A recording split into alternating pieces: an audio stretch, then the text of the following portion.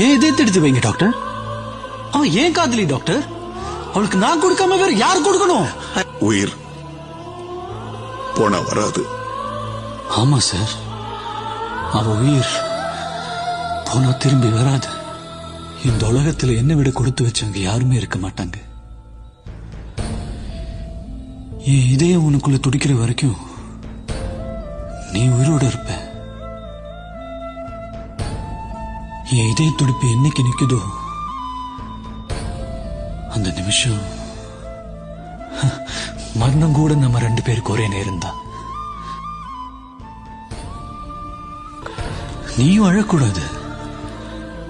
இதை விட நமக்கு என்ன வேணும்?